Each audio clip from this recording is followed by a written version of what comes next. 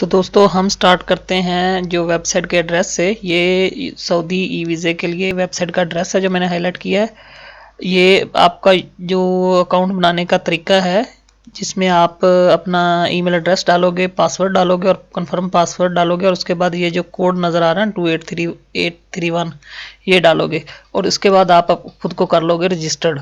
जिस तरह आपका फेसबुक अकाउंट होता है उसी तरह का ये अकाउंट बनेगा। उसके बाद आपने यही अकाउंट जो आपने क्रिएट किया था, ईमेल एड्रेस, पासवर्ड और ये जो कैप्चा आ रहा है 911813 ये 6 ये एंटर करके लॉगिन कर देना है। तो ये कुछ एरर आया है, ये मैं चेक कर लेता हूँ। ये मैंने इनवैलिड डाला था, तो ये अब मैं सही दोबारा डाल रहा हूँ। तो ये एंटर करने के बाद मैंने लॉगिन किया, तो देखें मैं जो ई वीज़ा पोर्टल है ना उसमें लॉगिन कर गया। अब ये राइट साइड पे आपको नज़र आ रहा है ऐड अ न्यू एप्लीकेशन, इधर मैंने क्लिक करना है तो ये विंडो मेरे सामने खुल जाएगी। इधर मैंने सिर्फ एग्री करना है, ये मुझे सिर्फ दो बताएगा कि ये 2 एडिशनल फीस लगेंगी। एग्री किया, फिर दोबारा ये विंडो आई, इसके साथ भी मैंने एग्री किया। इधर मैंने अपनी सारी इंफॉर्मेशन इनपुट करनी है। सबसे पहले मैंने इधर वीज़ा की एप्लीकेशन टाइप करनी है, ये है टूरिस्ट वीज़ा। तो टूरिस्ट वीज़ा ये आ गया, ये मैंने सेलेक्ट किया। उसके बाद मैंने इधर से ये ऑप्शनल है, आप ना सेलेक्ट करो। जो जिस पे रेड स्टार लगा होगा वो मैंडेटरी है, वो लाजमी सेलेक्ट करनी है, और जिसमें कोई स्टार नहीं लगा हुआ तो वो आप पे है। ठीक है, ये दो थी कि कंट्री ऑफ रेजिडेंस क्या है, कौन सी स्टेट है, ये उसकी इंफॉर्मेशन आ गई। इसको क्लोज कर दो। उसके बाद आपने सबसे पहले अपना अरेबिक नेम लिखना है, जो फर्स्ट वाला नेम है। उसका सबसे इजी वे है कि आप गूगल ट्रांसलेटर यूज़ करो, अपना नाम इंग्लिश में लिखो, और अगर आप अरेबिक करोगे ना तो वो थोड़ा बहुत हो सकता है सही तरह ना दे। आपने क्या करना है, जो आपकी एक्चुअल लैंग्वेज में नेम है, लाइक जिस तरह मेरा नेम उर्दू में है, तो मैंने उर्दू, ये देखें मैं जब अरेबिक कर रहा था तो ये मोहम्मद रियाज दे रहा था क्योंकि ज़्वाद नहीं है अरेबिक में। मैंने फिर उर्दू किया तो ये देखिए उसने मेरा एग्जैक्ट नेम दे दिया, मोहम्मद रियाज हुसैन, जो एक्चुअल में है। इसको कॉपी कर लिया इधर से, मैंने इधर गया फर्स्ट फील्ड में मैंने पेस्ट किया, इसको कॉपी किया, इसको मैंने ये अरेबिक फैमिली नेम वाली जो फील्ड है ना उसमें पेस्ट कर दिया। लेकिन ये मैंडेटरी नहीं है, देखें इस पर स्टार नहीं लगा हुआ। ठीक है, ये जो अरेबिक गिवन नेम है उसमें मैंने डाल दिया। ये आप ना भी फिल करोगे तो इसका इतना इशू नहीं है।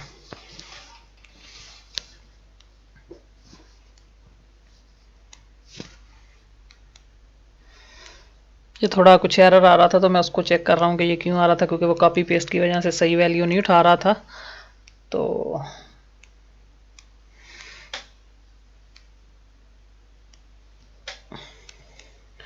क्योंकि वो इसको जब उधर अरेबिक फील्ड में लेके जाता हूँ तो वो उसको डिफरेंट कर देता है।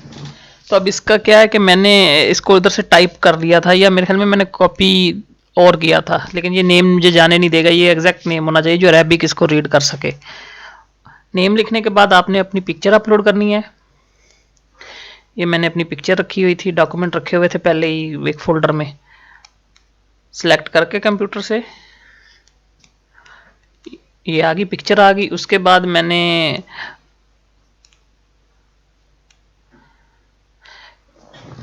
नेशनैलिटी अपनी सेलेक्ट करनी है कि मेरी नेशनैलिटी क्या है, तो वो पाकिस्तानी है, तो मैंने पाकिस्तान सेलेक्ट कर लिया जो आपकी है।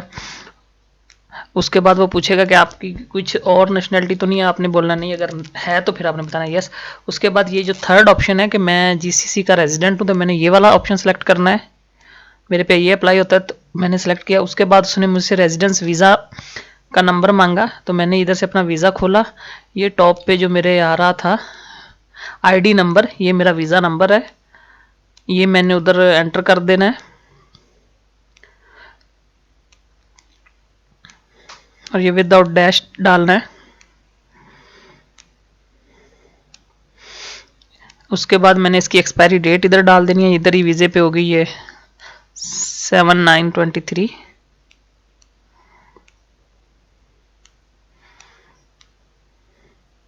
उसके बाद इशूइंग कंट्री में आ जाएगा, क्योंकि मैं यूई में, तो यूई आ गया। उसके बाद मैंने सपोर्टिंग डॉक्यूमेंट अटैच करने हैं।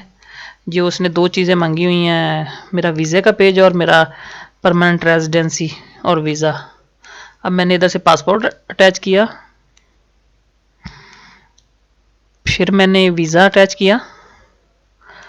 उसके बाद ये इधर पासपोर्ट की इंफॉर्मेशन मांग रहा है जो एडिशनल है, तो वो मेरे पास पासपोर्ट नंबर भी है, वीज़ा भी है, तो मैं इधर से ये इन्फॉर्मेशन एंटर कर दूंगा। वीज़े पे भी पासपोर्ट नंबर होता है, लेकिन बेटर है कि आप पासपोर्ट की कॉपी खोलो, क्योंकि जो एक्सपायरी डेट वगैरह वो आपको वीज़ा से नहीं मिलेगी। इन सारी नॉर्मल इन्फॉर्मेशन है कि पासपोर्ट टाइप मेरा नॉर्मल है, पासपोर्ट नंबर है, इशूइंग कंट्री कौन सी है, डेट ऑफ इशू क्या है, डेट ऑफ एक्सपायरी क्या है, प्लेस ऑफ बर्थ क्या है, डेट ऑफ बर्थ क्या है, ये इन्फॉर्मेशन मांगेगा। और उसके अलावा दो तीन एडिशनल इन्फॉर्मेशन भी सिस्टम आपसे मांगेगा।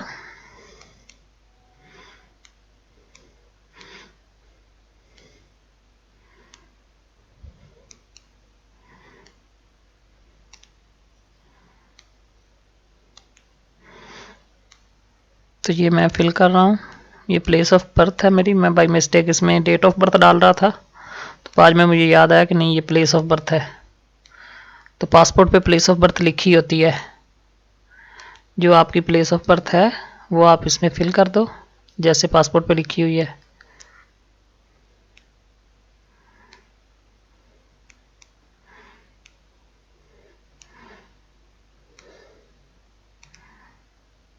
उसके बाद आपने डेट ऑफ बर्थ अपनी डालनी है।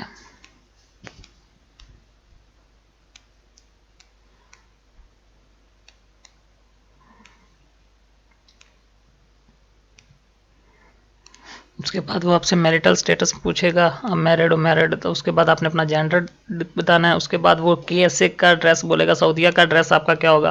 तो डेफिनेटली आप होटल बुकिंग करोगे तो आपने होटल बुकिंग लिख देना है।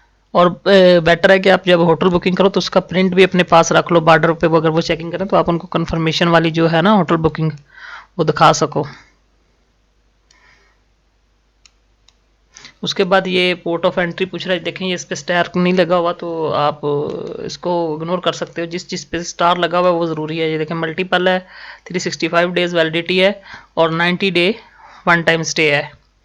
उसके बाद आपने ये पूछेगा कि आपने उम्रा करना है, तो आपने बोलना है यस मैंने उम्रा करना है।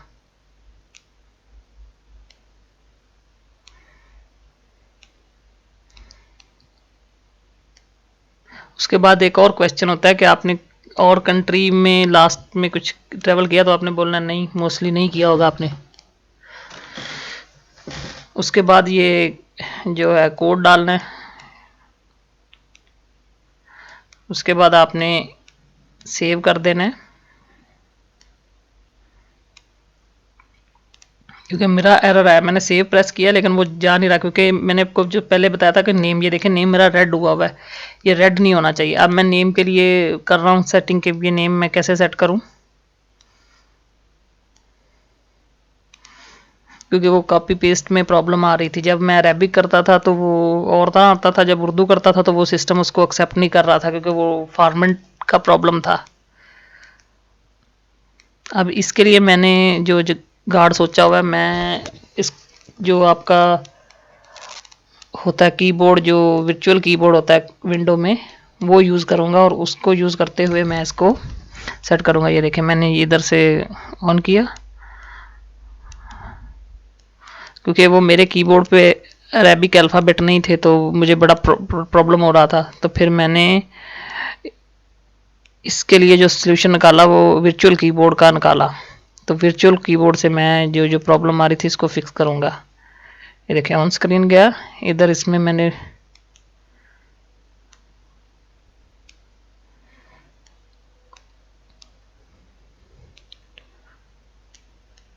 ये लैंग्वेज मैंने अरेबिक की। अब देखें मैं इधर से टाइप कर दूंगा।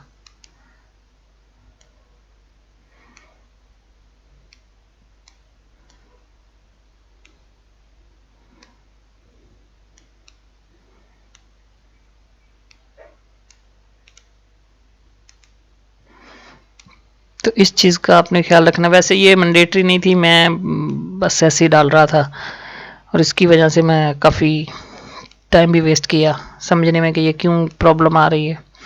तो आप इसको एम्प्टी भी छोड़ सकते हैं।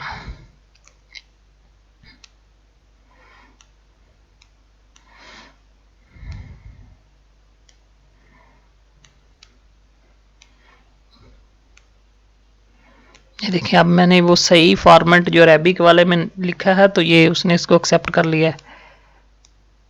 अब ये देखें दोनों एक्सेप्ट हो गए और इस पे रेड का साइन भी ख़त्म हो गया है।